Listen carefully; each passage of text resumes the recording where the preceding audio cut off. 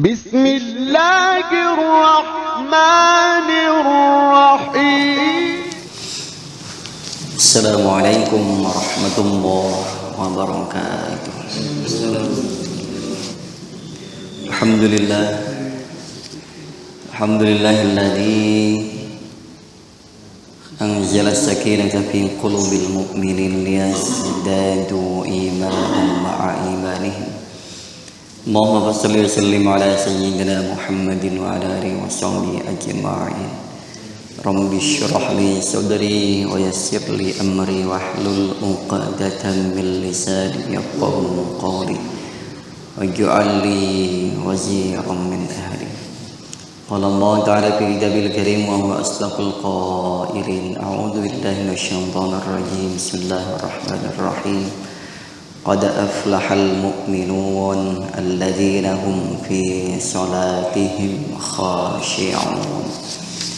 Wa qala Rasulullah sallallahu alaihi wasallam laisa lil 'abdi min salatihi illa ma aqala minha. Sadaqallahul azim wa sadaqa rasuluhun nabiyul habibul karim wa nahnu ala dzalika minasyahidin wasyakirin walhamdulillahi rabbil alamin. Bayanul ma'anil bawakin allati biha tatamayyazu hayatus surah yajtami'u tilkal ma'ani ala kasratiha sittatu jumal hudurul qalbi wa tafahum wa ta'zimul haibah war raja wal haya. Alhamdulillah, puji serta syukur kita panjatkan kehadirat Allah Subhanahu wa taala. Allah Rabbul Alamin. Rabb, Allah itu disebut atau kita juluki dengan Rabbul Alamin, yang memelihara alam semesta, yang mengasuhnya. Makanya orang tua juga disebut dengan Rabb. Kama rabbayani, jadi memelihara dengan penuh kasih sayang, ngurusi dari A sampai Z-nya, dari mulai yang nyiptain sampai dengan yang ngerawatnya, yang ngasuhnya, yang ngerawatnya, sampai nanti melepasnya kembali. Salawat salam semoga senantiasa terlimpah curahkan keharibaan baginda insan pilihan Nabi akhir zaman, Nabi Muhammad sallallahu alaihi wasallam. Salawat yang kita panjatkan sebagai rasa syukur kita juga, selain syukur kepada Allah, kita bersyukur menjadi umatnya Nabi Muhammad sallallahu alaihi wasallam. Karena kita yang disebut-sebut namanya oleh beliau, kita hanya tahu beliau dari sirahnya, sejarahnya, ceritanya, dan peninggalan-peninggalannya. Tidak pernah bertatap muka, tapi ada kerinduan dalam diri kita untuk berjumpa dengan beliau. Ada kerinduan kita untuk menyempurnakan syariat yang dibawa oleh beliau. Subhanallah, umat akhir zaman, umat yang dirindu-rindukan, yang disebut namanya oleh Rasulullah SAW. Bahkan sampai menjelang wafatnya beliau, berbanggalah kita, berbahagialah kita memiliki seorang nabi, seorang rasul yang begitu mencintai umatnya dan dicintai oleh umatnya. Bayanul ma'anil bawangkina allati biha tatamayyazu hayatus shalah. Masih melanjutkan bab al-ma'ani, makna-maknanya atau makna batin. Allati biha, dengan makna batin tersebut kita mampu menghidupkan ruh sholat kita, menghidupkan sholat kita menjadi lebih bermakna, sholat kita menjadi lebih berarti, sholat kita menjadi lebih berkualitas. Ya jadami memakil kalmaani ala kasratiha sittatu jumal. Ini diringkas, kurang lebihnya kalau diglobalkan itu ada 6 jumlahnya. Dari mulai khudurul qalbi, hadirnya hati, wa tafahum, memahami maksud dan tujuan sholat, ayat-ayat surah-surah yang kita baca pada saat sholat dan lain sebagainya. Wa ta'zim, dan mengagungkan Allah di dalam sholat. Wal haibah, dan mengingat-ingat kembali kehebatan Allah Subhanahu wa taala, kedahsyatan Allah Subhanahu wa taala, warroja, dan ada harapan, wal haya, dan juga ada rasa malu. Falnadhkur tafasilaha, maka hendaklah kita mengingat atau menyebutkan rinciannya, ringkasannya, summa asbabaha, kemudian sebab-sebabnya, rinciannya dari hayatus sholat atau makna-makna kebatinan di dalam sholat, kemudian sebab-sebabnya. Kita harus cari sebab-sebab, kan biasanya faktornya apa nih yang bisa menyebabkan sholat ini menjadi rusak atau sebaliknya. Tsummal ilaju fi iktisabiha, kemudian bagaimana cara mengatasinya, solusinya, bagaimana jalan keluarnya untuk mengobati, bahasanya gitu. Kalau ternyata sholat kita rusak, obatnya apa? Kalau ternyata sholat kita tidak khusyuk, ternyata sholat kita justru semakin jauh dari Allah, obatnya apa? Harus dicari obatnya, penawarnya apa? Berarti ada yang sakit dalam hati kita, ada yang sakit dalam pelaksanaan ibadah kita, ada yang kurang sempurna.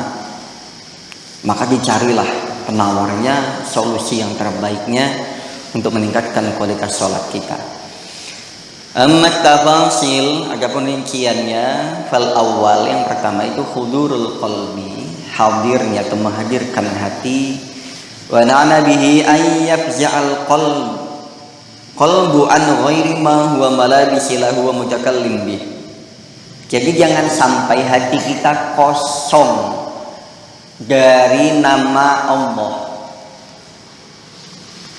Hati kita diisi dengan nama-nama Allah, dengan zikir-zikir kepada Allah Subhanahu wa taala.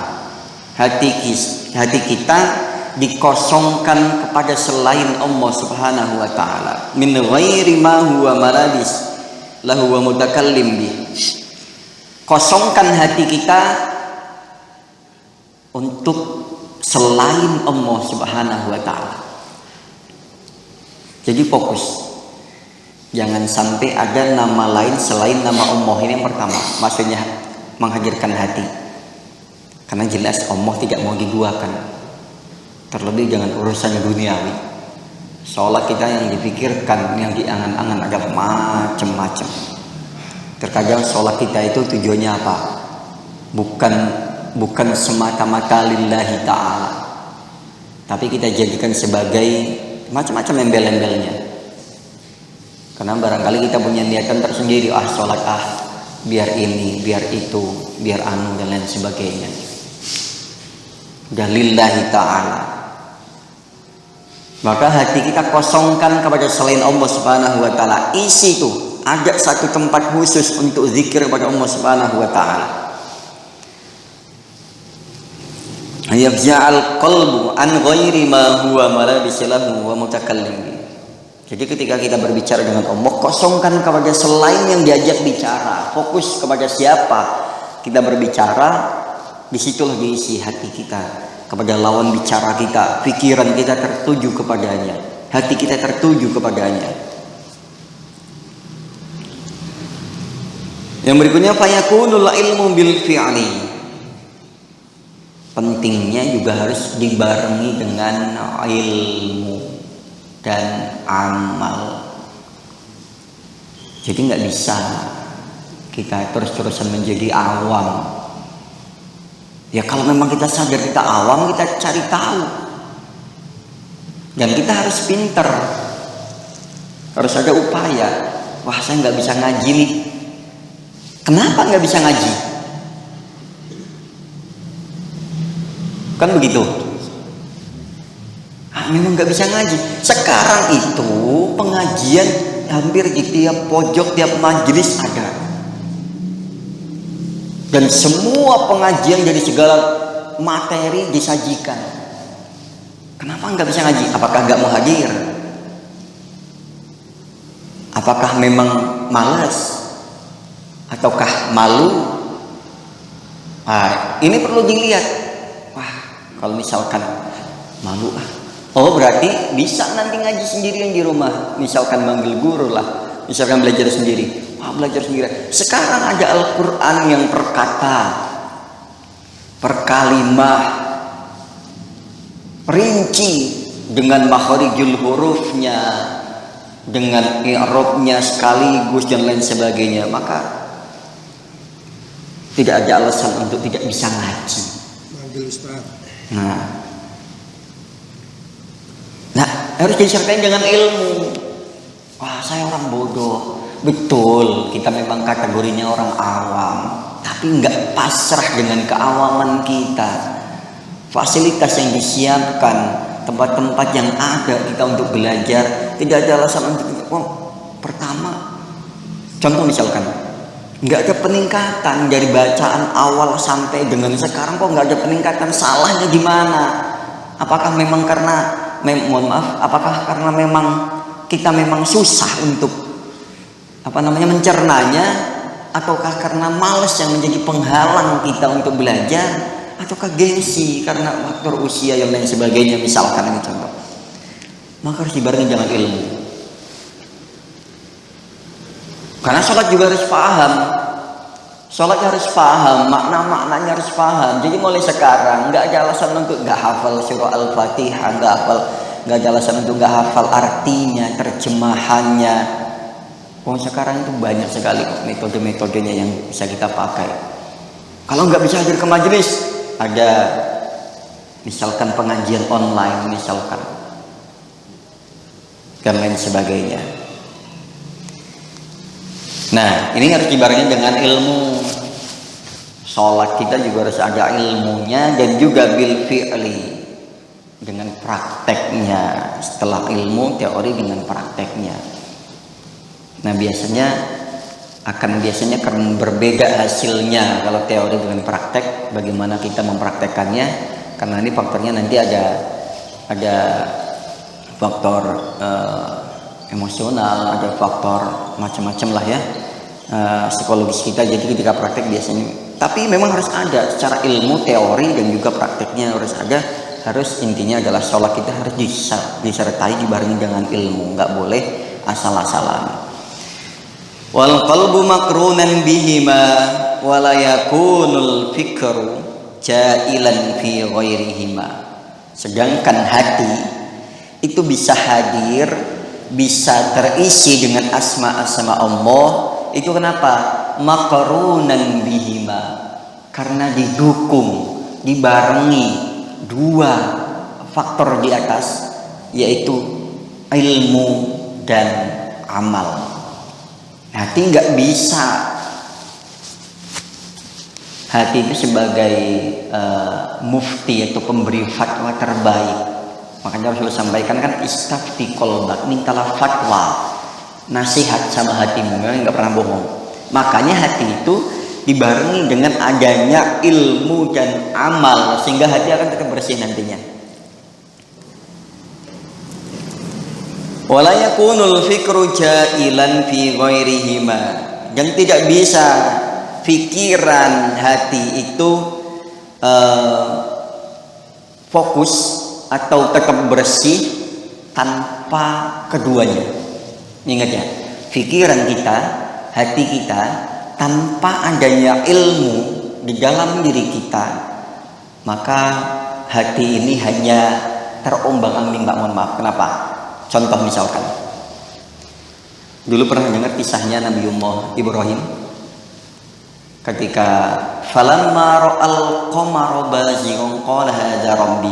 Pertama kali pengen banget mengenal siapa Allah, melihat bintang, karena masih bingung, hati juga belum menentukan, pikiran juga belum bisa terkonsentrasikan, karena memang belum adanya ilmu.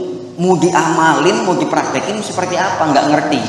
Ketika ngelihat bintang, ngelihat rembulan, ngelihat matahari, semuanya tergelincir, semuanya sirna. Tapi kalau kita sudah ada ilmu, nah kita sudah tahu sekarang bahwa la ilaha illallah, atau qul huwallahu ahad dan sebagainya, kalimat-kalimat tauhid itu, maka kita sudah yakin, kita tidak perlu lagi mencari-cari siapa Allah, karena kita sudah kenal, sudah diajarkan. Nah, ini pentingnya ilmu. Maka pikiran dan hati kita, wala yakunul fikru jailan fi ghairihima, hati, pikiran tanpa adanya ilmu dan amal, dia itu jailan. Istilahnya bahasa kita itu, kalau bahasa Jawa sih miter-miter, itu maksudnya belum punya jati diri, belum bisa konsisten, karena belum ada, istilahnya belum ada untuk menapaknya. Yang berikutnya, wattafahum lima'nal kalam amrun wara'a hudurul qalbi. Yang berikutnya, tafahum, memahami maksud dan tujuan sholat, ayat-ayat surah-surah yang kita baca dalam sholat, maksud atau makna rukuknya, sujudnya, tumak-ninahnya, terlebih limaknal kalam, makna arti daripada kalam pembicaraan kita ini maksudnya kemana, mengarahnya kemana, maksud dan tujuannya apa. Nah, kita harus jelas. Katanya sholat itu munajat. Orang munajat itu berarti ngobrol, berbisik-bisik ngobrol. Berarti ada yang bicara, mutakallim namanya, ada mukhatab yang diajak bicara. Maka keduanya harus saling mengerti. Terlebih orang yang bicara tahu maksud dan tujuannya, saya mau ngomong apa ya? Saya mau ke sana, nanti saya ada perlu, misalkan saya ada hajat begini, udah dirancang dari rumah. Nah, kalau udah dirancang dari rumah, nanti saya akan ngomong begini. Ini hajat saya, nanti basa-basinya begini aja kali ya enaknya, dan lain sebagainya. Maka ini penting, Pak, tafahum, memahami apa yang akan kita bicarakan, apa yang akan kita sampaikan. Nah, ini menjadi urutan kedua setelah hudurul qalbi, setelah hadirnya hati. Wa huwa istimalul qalbi 'alal ilmi bi maknal lafzi. Nah, tafahum ini persis berada di belakang setelah hudurul qalbi. Wa huwa istimalul qalbi, yaitu condongnya hati 'alal ilmi, atas ilmu, bi maknal lafzi. Nah, hati juga akan condong kepada ilmu bimakna lafaz, dengan makna lafaznya. Artinya kenapa? Penting kita menyampaikan lafaz, maksud dan tujuan tertentu. Lebih spesifiknya, mungkin kalau kita mau punya hajat, mau manggil orang nih, misalkan nih, kan kita mau bikin undangan. Setelah menyampaikan assalamualaikum, alhamdulillah, salawat salam atas rasulillah, baru sampaikan masuk yang tujuannya. Kan memang biasanya begitu. Kalimat Al-Fatihah juga begitu, dijawab dengan prolog seperti alhamdulillah, memuji Allah, penyembahan hanya kepada Allah. Setelah itu baru sampaikan permintaannya. Ada basa-basinya. Itu bukan asal-asal, memang diajarinya seperti itu. Ada pujian-pujian kepada Allah dan sebagainya. Nah, perlu pentingnya memahami maksud dan tujuannya. Wa kam mim ma'anin latifatin yafhamuhu ma'al musalli fi asna'is sholah tamna'uhu anil fahsya'i wal munkar. Wa kam mim ma'anin, banyak sekali makna-makna atau arti atau tujuan yang lembut. Nah, ini bahasanya agak rumit ya kalau kita nggak bisa menerjemahkannya. Banyak sekali kandungan makna latifatin yang lembut, yafhamu, yang memahamkan al-musalli, orang yang sholat. Bedanya tipis, tulisannya sama persis, musalla dan musalli. Musalla tempat sholat, musalli orang yang sholat. Sama persis tulisannya, hanya harakatnya saja yang la sama linya saja. Jadi banyak sekali kalau kita mau belajar, mau memaknainya, banyak sekali makna-makna yang latifah, yang lembut. Maksudnya dalam arti Kalau rinciannya kita rinci dengan sangat terperinci, itu banyak sekali yang membuat kita faham, orang yang sholat itu faham fi asna'is sholat, agar supaya sholat itu menjadi lebih bernilai, lebih berkualitas, yang nantinya sholat itu akan berefek atau menimbulkan efek, atau bahasanya nanti akan dia itu sholat itu nanti akan ruhnya hadir, sehingga dia tamna'uhu anil fahsya'i wal munkar. Yang sholatnya nanti setelah berkualitas, nanti dia mampu dengan sendirinya, dengan kekuatan ruh sholat itu, akhirnya mampu menjauhkan musolli, orang yang sholat, anil fahsya'i wal munkar, dari tindakan-tindakan yang kurang terpuji dan maksiat. Berarti kalau sudah sholatnya sudah hidup dengan kriteria-kriteria yang disebutkan di atas, setelah sholatnya hidup, nanti dengan sendirinya sholat itu seperti tameng dalam diri kita.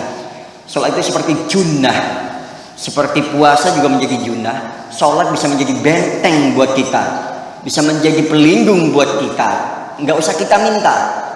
Makanya banyak sekali orang-orang yang sholat itu, jika sholatnya berkualitas, dia nanti faktor di luarnya ya, nanti rezeki yang tidak pernah dia terbayangkan sebelumnya, atau bahaya yang akan menimpa dia dan lain sebagainya, atau maksiat yang hadir dalam kehidupan kita yang hampir saja kita laksanakan, sholat nanti akan menjadi seolah-olah menjadi pelindung buat kita. Berkahnya itu di situ, akan memunculkan berkah seperti itu.